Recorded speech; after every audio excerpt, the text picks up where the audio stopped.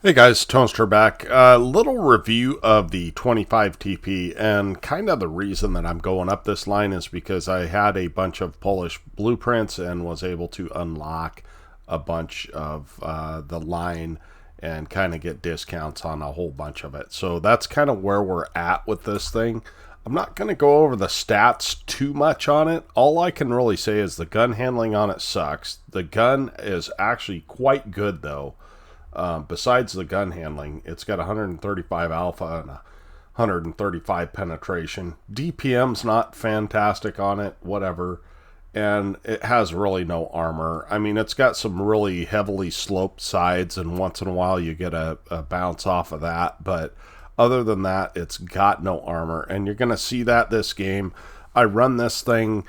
I've got a new crew, so that's what I've been working on, kind of getting this crew up to snuff, basically. So I had 3 guys in my barracks that I could recruit, and so they all have brothers in arms. And then this 4th guy, I had to get him up to 100%, and then also get him brothers in arms. And then once I got him up to 100%, I used some of my crew books. And I've got a fair amount of them for this crew, and so we're able to kind of buff everything up and get everybody up to snuff. So it's all the standard medium stuff. I do not have any anybody with concealment because I plan on taking these guys and retraining them to the heavy line, because that's the direction that I'm headed. So camo is not a big thing, and I don't even have camo on the tank. So good gun depression, as I recall.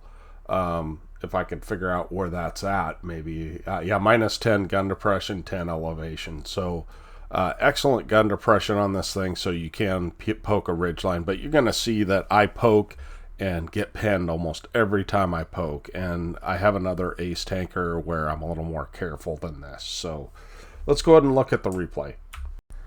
Well, we are here on El Haloof, and we are mid-tier in this game. And yeah, we're going to go to where we can use our gun depression. But again, as I said in the garage review, this game I'm not careful enough, because it's got 80 to 90 millimeters maximum of turret armor, and that's just not enough to really bounce anything. You know, an easy 8, the turret is 130, 140 in places, and you bounce a fair amount of shots. So one thing that you don't want to do is pass up damage when you're bottom tier. So we're gonna shoot, and you can notice when this thing is not fully aimed, you don't hit anything. So you do need to aim this gun. Fortunately, we're at tier 5, so a lot of guys kind of go out into places that they really shouldn't go. And this guy's sitting still, and even though our shot goes to the right, we take him out. So we have a little bit of blind damage and a kill. So that's a good start. Unfortunately, it looks like we might miss the cross, but actually these guys kind of stop short. So again, we're playing as hull down as we possibly can, because we know that that we don't really have a lot of turret armor. So here comes the T1 heavy. We're able to put a shot into him, and I stop for another shot thinking that he is going to push forward. He does not, and we get a nice little snapshot on him. And yeah, we're just trying to get very little shots, thin shots, and as we hit the T1 on an accident on the way through. But you can tell this guy is I thought maybe I'd beat him on DPM, but I was wrong. So now we're down to 178 hit points already. So we have done our tank in damage, more than our tank in damage, but we're not satisfied with that.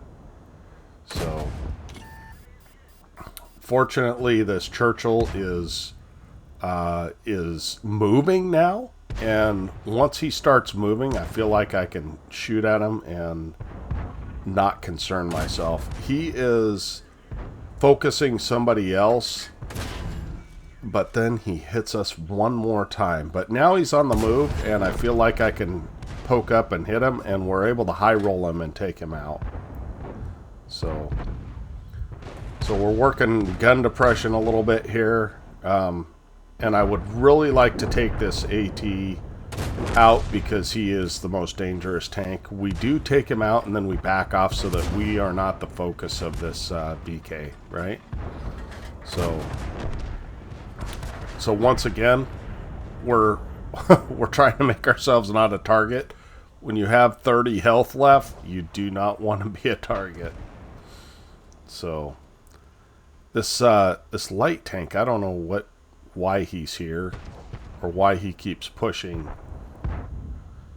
but he does, and we're able to hit this guy. And I notice a tree fall over here, and when I see that, I shoot at him. I will get a blind shot in. So 1800 damage, yeah, we'll take that all day long.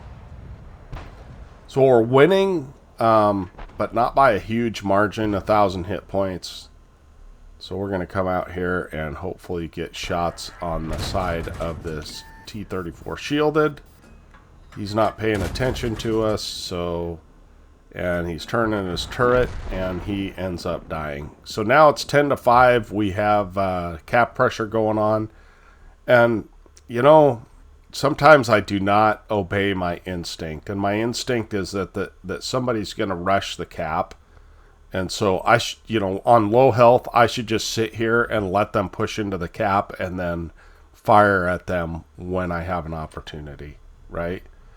But instead, I get greedy and kind of push out and get caught with my pants down, and c'est la vie. It happens. So, in fact, let's fast forward this T-67. As I'm watching other directions, this T-67 comes out. I hit him in the tracks, and he kills me. And but we do end up winning this game. 2,100 damage, 4 kills. That is certainly enough to ace a tank like this. I don't think people do very well in this thing. But nevertheless, I think, do we cap this out or do we find the enemy? I can't remember. We're just going to let it run through here. Pardon me? Yeah, there he is. And the last guy is dead, and that is the end of the replay. Let's look at the after action on this first ace in this tank.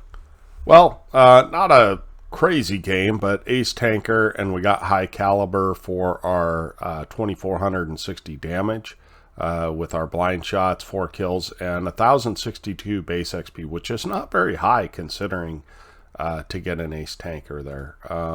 27 shots fired, 22 hits, 19 pens.